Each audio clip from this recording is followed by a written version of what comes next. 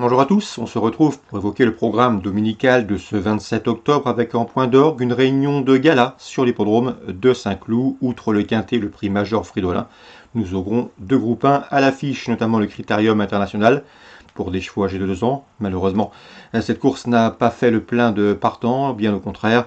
Et mais il y a également le prix Royal Haut que nous évoquerons au cours de cette émission, ces deux épreuves. Concernant le quintet, le prix Major Fridolin, voici ma sélection. J'ai placé en tête le 5 Post-War, à mon avis le cheval à la pointure d'une course comme celle-ci. Il a couru 2 quintets, résultat de podium. J'ai bien aimé sa dernière prestation dans un quintet de même facture, disputé sur ce parcours, 1400 mètres à Paris-Longchamp.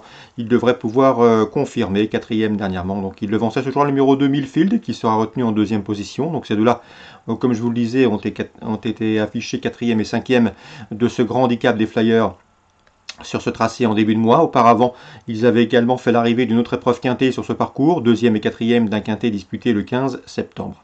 On le reposera le numéro 9 Villaro, un cheval confirmé à ce niveau, 2 victoires, 5 places pour lui en une dizaine de quintets courus. Il apprécie tout particulièrement le terrain lourd, sachez également, et c'est là que le bas blesse à mon avis, qu'il est plus confirmé de 1600 mètres à 2000 mètres, à voir comment il se comporte sur 14. Quoi qu'il en soit, sa chance théorique est de premier ordre. 5, 2, 9, mes 3 préférés.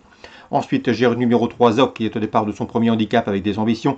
Lui qui a fourni le facile vainqueur d'une course à réclamer le mois dernier sur ce parcours. Le numéro 1, Larnaud, s'est imposé en terrain lourd dans un quintet récemment à Saint-Cloud. Bien qu'il ait été remonté sérieusement sur l'échelle des handicapeurs, il peut conserver une place.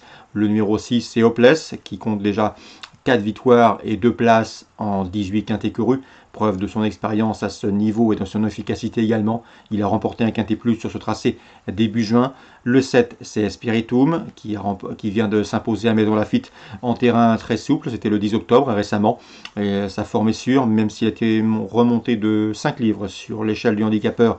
Il peut prendre une place, tout comme le 4 Fuego Del Hamor, un cheval qui vient de se classer 3e à Chantilly, puis 2e à Fontainebleau. Il est en forme, il revient ici dans les handicaps, avec de sérieuses prétentions, de moins pour une allocation. En cas de partant enregistré numéro 10 dans cette épreuve, c'est Daimyo. Résumé chiffré pour ce quintet du dimanche 27 octobre, 5, 2, 9, 3, As, 6, 7 et 4. Concernant la suite du programme, dans la première, j'aime beaucoup le 102 Pedro Star, qui à mon avis pas mal d'atouts dans son jeu. Le cheval compte déjà 9 podiums, donc 4 victoires en 12 courses courues. Il a trop couru 3 fois réclamé, résultat 2 succès, une place de 3e. Le terrain lourd ne le dérange pas, bref, pas mal d'atouts qui plaît dans sa faveur. C'est le 102 Pedro Star. Concernant le Critérium International, sur 1400 mètres, groupe 1 pour les 2 ans, les Britanniques devraient une nouvelle fois ravir la vedette et voler la vedette aux Français, puisque ce sont des chevaux entraînés en Angleterre, en Irlande, mais également en Allemagne, qui sont au départ. Nous avons notamment le 203 Armory, 3e du prix Jean-Luc Lagardère. Auparavant, le cheval avait pris la 2e place derrière le phénomène Pinatubo dans un groupe 1 disputé au Curragh. Et son principal rival sera sans doute le 202 Alson, entraîné en Allemagne. Lui qui l'a devancé d'ailleurs dans le prix Jean-Luc Lagardère. C'était dernièrement à Longchamp. 203, 202, mes 3 préférés. Le 304 Marbout est un 3 ans qui a la pointure d'un handicap comme celui-ci. À mon avis, il mérite crédit. Concernant le prix Royal Hawk groupe 1 sur 3100 mètres, j'ai pu m'entretenir avec Bruno Audouin. Il nous a parlé du 503 Alsace Green. Le cheval a bien travaillé. Il est au top. Il a bien récupéré de son succès dans le prix du Cadran enregistré en début de mois. C'est un véritable guerrier, un cheval dur à l'effort. Il se transcende lorsqu'il arrive sur un hippodrome et de surcroît, lorsque le terrain est lourd, il apprécie particulièrement les pistes très assouplies. Sachez qu'il a terminé 3e de cette course il y a 2 ans et qu'il l'a remporté l'an dernier. Bref, ici c'est un sérieux prétendant au succès. A priori, 2 chevaux peuvent l'inquiéter à mon avis sur le papier. C'est le 4, Call the Wind, son dauphin dans le récent prix du Cadran. Et surtout le 501, c'est Call to the Bar, 2e de cette course l'an dernier derrière Alsace Green.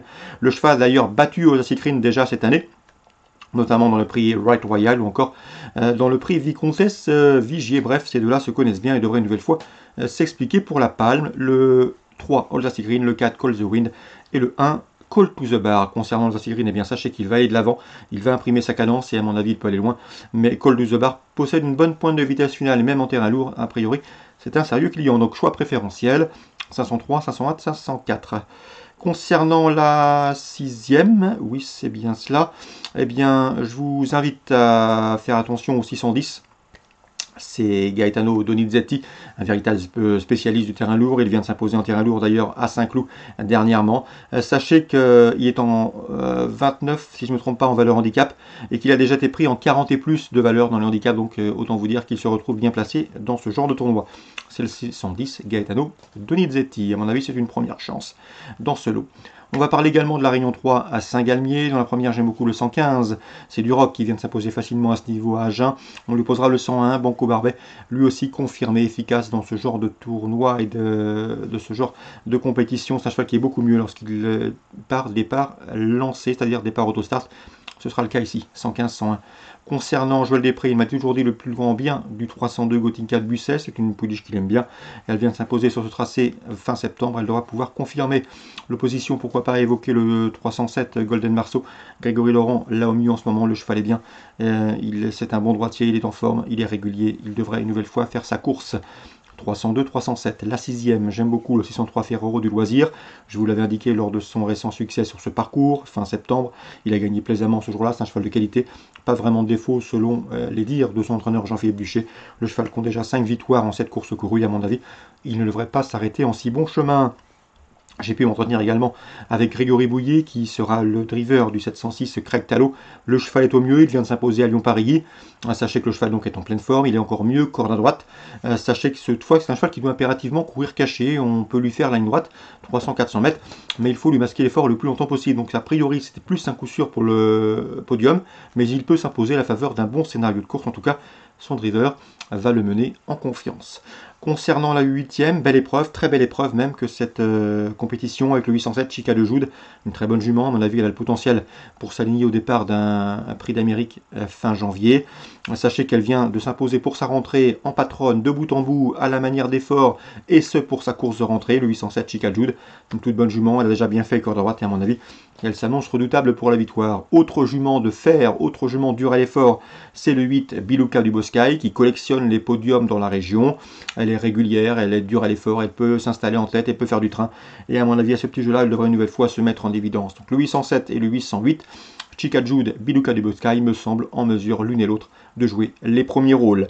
Concernant les protégés de Jean-Michel Bazir, le 10 Blé du Gers et le 11 Bellavis, ils ont également de sérieux titres à faire valoir.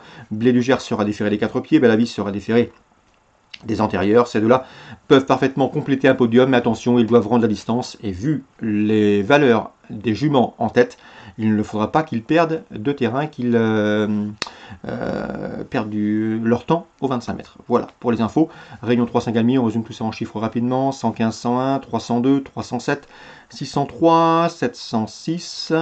807, 808 et éventuellement pour les places 810, 811. Donc voilà, pas mal d'infos pour ce dimanche 27 octobre. Excellent jeu à tous, bonne journée.